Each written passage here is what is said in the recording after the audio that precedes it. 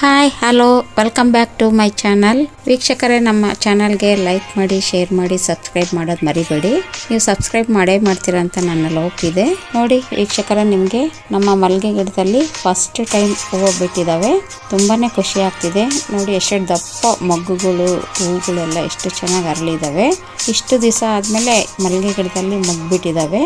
First time ಈ ಹೂವನ್ನೆಲ್ಲ ದೇವರಿಗೆ ಮುಡಿಸಿದ್ದೀನಿ. ಆದರೂ ಎಷ್ಟೊಂದಿದ್ದಾವೆ ನೋಡಿ, ಎಷ್ಟು ಚೆನ್ನಾಗಿ ಗಿಡದಲ್ಲಿ ಹೂಗಳೆಲ್ಲ ಇದ್ದಾವೆ.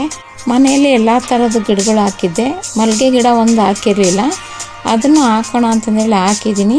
ಹಾಕಿದ್ದಕ್ಕೂ ತುಂಬ ಸಾರ್ಥಕವಾಯಿತು. ಯಾಕಂದರೆ ಇಷ್ಟು ಚೆನ್ನಾಗಿ ಹೂವು ಬಿಟ್ಟಿದೆ. ತುಂಬ ಖುಷಿ ಆಯಿತು. ಈ ಮಲ್ಲಿಗೆ ಹೂವು 3 ಸುತ್ತಿಂದು ಅನಿಸುತ್ತೆ. ನೀವು ಒಂದ್ಸರಿ ನೋಡಿ ವೀಕ್ಷಕರು ಎಷ್ಟು ಸುತ್ತಿದ್ದಾವೆ ಅಂತಂದು ಹೇಳ್ಬಿಟ್ಟು ಕಮೆಂಟ್ ಬಾಕ್ಸಲ್ಲಿ ತಿಳಿಸಿ, ಇದು ಎಷ್ಟು ಸುತ್ತಿನ ಮಲ್ಲಿಗೆ ಹೂವಿನ ಗಿಡ ಅಂತಂದು ಹೇಳ್ಬಿಟ್ಟು. ನೋಡಿ ವೀಕ್ಷಕರು, ಎಷ್ಟೊಂದು ಮಗ್ಗಿದ್ದಾವೆ, ಎಷ್ಟು ಚೆನ್ನಾಗಿದೆ.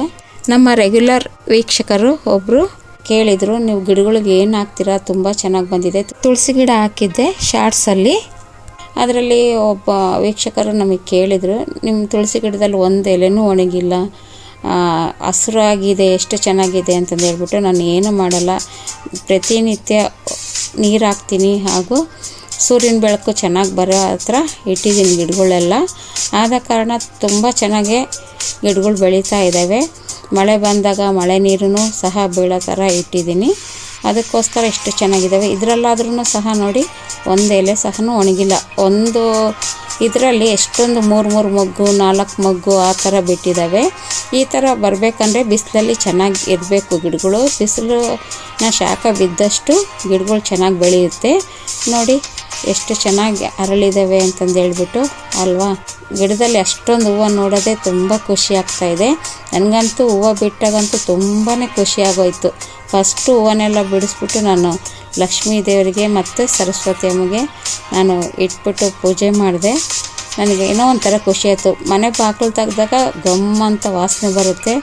ಎಷ್ಟು ಚೆನ್ನಾಗಿ ಸ್ಮೆಲ್ ಬರುತ್ತೆ ಅಂದರೆ ಮನೆ ತುಂಬ ಸ್ಮೆಲ್ ಇರುತ್ತೆ. ಆ ಥರ ಅದು ಅರಳುವಾಗ ಸ್ಮೆಲ್ ಚೆನ್ನಾಗಿ ಅನಿಸುತ್ತೆ. ನೋಡಿ ಎಷ್ಟೊಂದು ನಿಲ್ಲೇ ಕಾಣಿಸ್ತಿದೆ, ಎಷ್ಟೊಂದು ಹೂವುಗಳಿದ್ದಾವೆ ಅಂತಂದು ಹೇಳ್ಬಿಟ್ಟು. ಇಷ್ಟು ಚಿಕ್ಕ ಗಿಡದಲ್ಲಿ ಪ್ರತಿನಿತ್ಯ ನೀರು ಹಾಕೋದ್ರಿಂದ ಚೆನ್ನಾಗಿ ಬೆಳೆಯುತ್ತೆ. 1 ತಿಂಗಳಿಗೊಂದು ಸರಿ, ಇಲ್ಲಾಂದರೆ 2 ತಿಂಗಳಿಗೊಂದು ಸರಿ ನಾನು ಆರ್ಗ್ಯಾನಿಕ್ ಫರ್ಟಿಲೈಸರ್ ಮಾಡಿ ಹಾಕ್ತೀನಿ. ಅದನ್ನು ನೆಕ್ಸ್ಟ್ ವಿಡಿಯೋದಲ್ಲಿ ನಿಮಗೆ ತೋರಿಸ್ತೀನಿ ವೀಕ್ಷಕರೇ. ಅದೇ ಥರ ಮಾಡಿ ಹಾಕಿ ತಿಂಗಳಿಗೊಂದು ಸರಿನೋ 1.5 ತಿಂಗಳಿಗೊಂದು ಸರಿನೋ ಆ ಥರ ಮಾಡಾಕ್ರೆ ಇಷ್ಟು ಚೆನ್ನಾಗಿ ಗಿಡಗಳು ಬೆಳೆಯುತ್ತೆ. ಒಂದು ಚೂರೂ ಎಲೆಯಲ್ಲಿ ಯಾವುದೇ ಹುಳ ಆಗಲಿ ಏನೇ ಆಗಲಿ ಯಾವುದೂ ಆಗಿಲ್ಲ.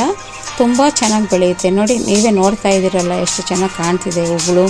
ಮೊಗ್ಗು ನೋಡಿ ಎಷ್ಟು ಚೆನ್ನಾಗಿ ದಪ್ಪ ಇದ್ದಾವೆ. ಇದೇ ಥರ ಮನೆ ಮುಂದೆ ಗಿಡಗಳು ಹಾಕಿದರೆ, ನನಗೆ ಹೂವಿನ ಗಿಡಗಳು ಹಾಕೋದಂದರೆ ನನಗೆ ತುಂಬಾ ಇಷ್ಟ.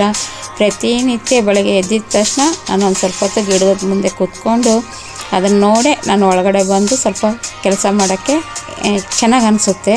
ಅದಕ್ಕೋಸ್ಕರ ನನಗೆ ಮನೆ ತುಂಬ ಗಿಡಗಳು ಇರಬೇಕು ಅನ್ನೋದೇ ನನಗೆ ಖುಷಿ. ನಮ್ಮ ಗಿಡಗಳು ಇರೋದನ್ನೆಲ್ಲ ನಿಮ್ಗೆ ನೆಕ್ಸ್ಟ್ ನಾನು ಗಾರ್ಡನ್ನ ಟ್ರಿಪ್ ನಿಮ್ಗೆ ತೋರಿಸ್ತೀನಿ ಯಾವ ಥರ ಅಂತಂದೇಳಿ. ನಾನು ಯಾವ್ಯಾವ ಹೂಗಳಿನ ಗಿಡ ಹಾಕಿದ್ದೀನಿ, ಯಾವ ಸಸ್ಯಗಳು ಹಾಕಿದ್ದೀನಿ ಅಂತಂದು ಹೇಳ್ಬಿಟ್ಟು ನಿಮಗೆ ಖಂಡಿತವಾಗಿ ತೋರಿಸ್ತೀನಿ ವೀಕ್ಷಕರೇ.